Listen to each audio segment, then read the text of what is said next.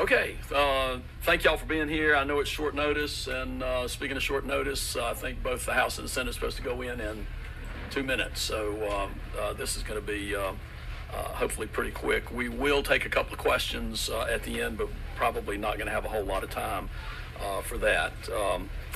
We have an understanding on a number of things that will allow us to move forward with getting a budget detail. We'll get to some of the top line budget agreement. We'll get to some of the top line details in a second. What you know is that this is a starting point. There's still a lot that will need to be decided and discussed between the two chambers, but this agreement sets out a good framework for us to move forward. The talks that the Speaker and I have had have been extremely productive, and I'm hopeful that as we begin the full budget conference process, we'll be able to move quickly. So without belaboring it anymore, I'll turn it over to the Speaker. And I'll echo what Senator Berger said. I think both of our chambers have reached largely an agreement on the big issues that now allow all of our members and our chairs to work towards some of the other things in the budget, and confident that we'll be able to get a comprehensive budget done relatively soon, but there's still a lot of work to do in terms of just the mechanics of the budget, but those chairs are starting to meet, I think, today. I'll start off with the salary package. This budget is really an unprecedented one for education in this state. The average teacher pay raise in our budget will be 8%. It will take starting teachers to number one in the South when you're including the local supplement, but also taking care of veteran teachers as well, and giving increases all across the salary schedule for teachers. As best we can tell, the largest average teacher pay increase at least since 2006, and one of the largest that we've seen in probably the last 30 years or so. So it's something we're very proud of. We want to continue to do all we can to fund education in this state, both public schools, as this budget does, also in the opportunity scholarships, and making sure that parents have the ability to send their child to the school that they think is best for them. As to the state employees, this budget includes 3% average raise, but there's greater raises for certain areas of state government where the need is more great. I know Senator Berger is going to talk about some of that, but there's also a bonus there for those state employees. For those making less than $65,000 a year, a bonus of $1,750, and for those making more than $65,000 a year, that bonus would be $1,000. And let me go back to the teachers. Also will have a bonus there for teachers over 16 years of $1,000, and those under that experience level of $500. So I'll turn it back over to Senator Berger to talk about some of the additional state employee salaries.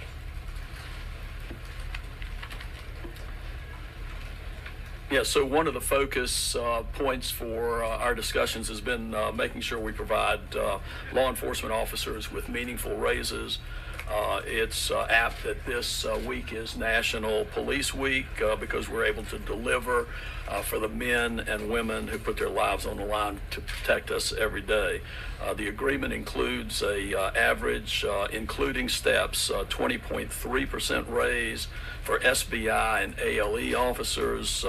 SBI civilian personnel will also receive a substantial raise. Also includes an average 17.7% raise with step increases for state highway patrol officers, and up to 11.5% for state highway patrol civilian personnel. Correctional officers, a part of the state employee group, will receive an average 15.4% salary increase with their step increases. Probation parole officers will receive an average 10.1% salary increase, including steps. There will be 13% raise for other LEOs across state government, including the state capitol police. There's also nearly $40.1 million will be included in the final budget to provide local law enforcement officers across the state with a one-time bonus of $1,750. States talking about taxes, the business climate. in our business environment has been created in large measure by our tax reduction strategies, and we intend to continue to see that going forward. When it comes to the tax package, we're repealing the personal income tax rate triggers for the near term and setting a new schedule. In tax years 27, 28, and 29, the tax rate will be 3.49%. In tax years 30, 31, and 32, the rate will be 3.24%. In 33 and 34, the rate will again drop to 2.99.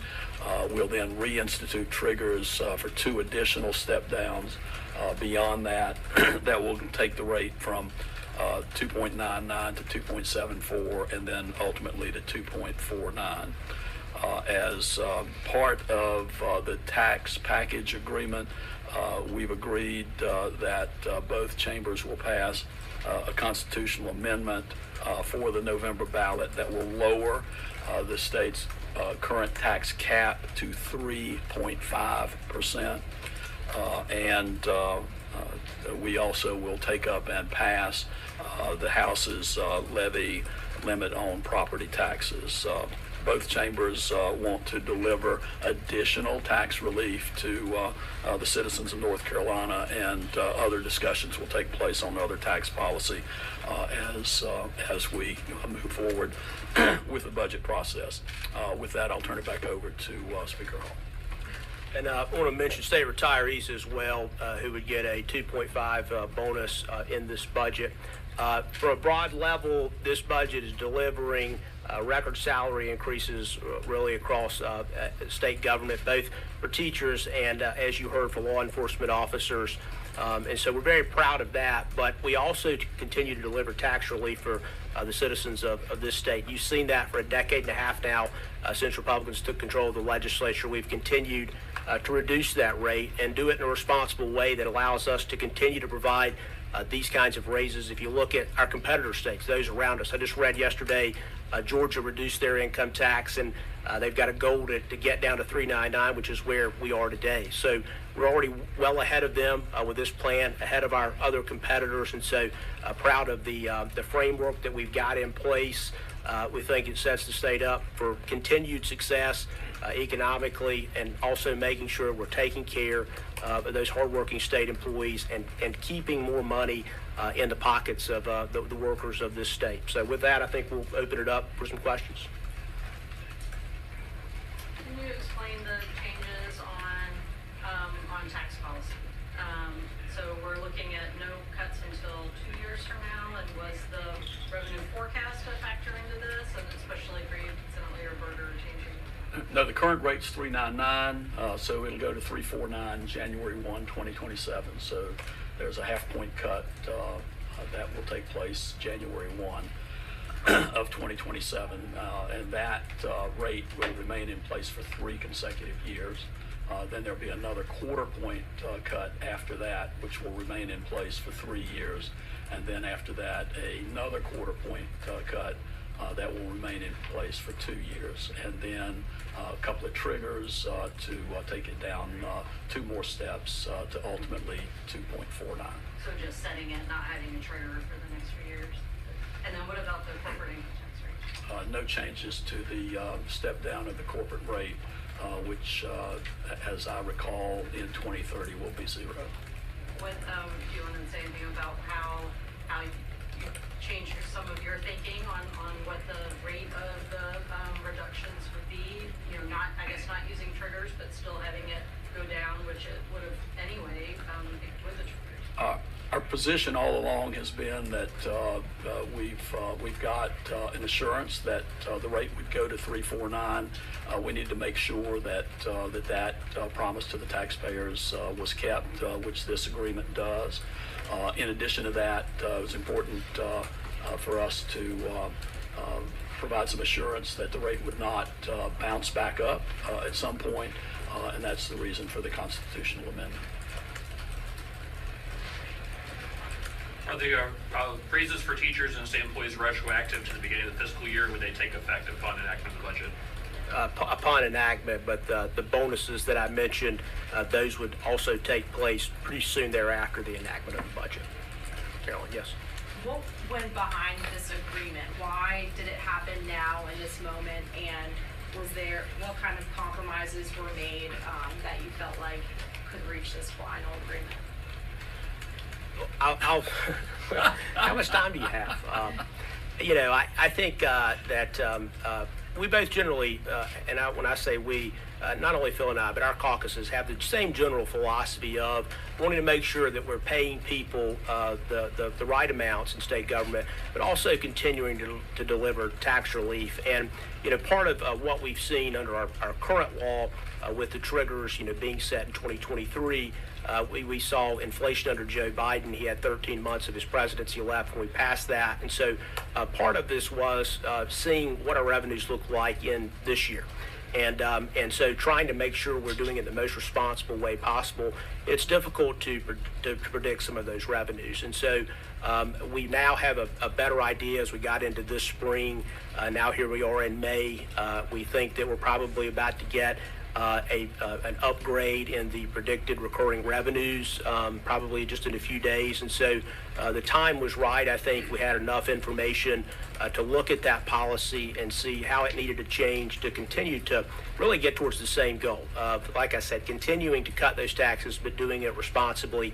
And if you look back over the last 15 years, again, since Republicans took control, on average, that rate is cut, every 2 or 3 years, about a quarter point or so.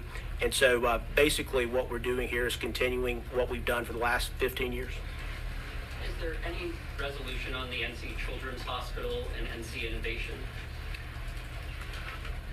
So the understanding is that the 2023 money is being released, and an additional amount of the 2023 ARPA money is also being dedicated to the Children's Hospital. Total of $208 million going to the Children's Hospital. And an understanding that we'll continue to discuss whether or not any additional dollars go. Final question? Sure. What are the outstanding issues? I see you tackled the big issues. What are the ones that you're still working through at this juncture? Well, again, it'd take a long time to go through all those. It's these are I'll say the issues that we've talked about today were obviously major structural issues in the budget. And you've got to know what your tax package is going to be to estimate your revenues, salaries being the largest thing that we're spending money on. And so once those things are largely behind us, it's a matter of the appropriations chairs getting in to room together and work through all the line items of state government. And they'll be doing that for many days and frankly for weeks. It takes some time. When I talk about the mechanics of putting a budget together, they literally sit down and they go through each line of it, and they're able to resolve most of those things themselves. But as to the big issues that have been talked about quite a bit, I think you've heard most of those be resolved through our discussion today that we've told you about. There will be other things I'm sure that will come up along the way. Every entity of state government comes in and they've got requested changes that they want to make. And so it's, in some sense, not clear yet what all of those things that are still outstanding may be, but I'm confident that with these big issues largely behind us, the rest of that stuff we'll be able to deal with our chairs. What's the total spend number? To be determined. The appropriations chairs are getting together now to look at that. What we're looking at is somewhere in the ballpark of 7% over the course of the current fiscal year and the upcoming fiscal year, so approximately 3.5% per year when it's factored in. Sorry, was NC Innovation resolved? It was resolved to the extent that we will continue to discuss about how to resolve that. Thank you all.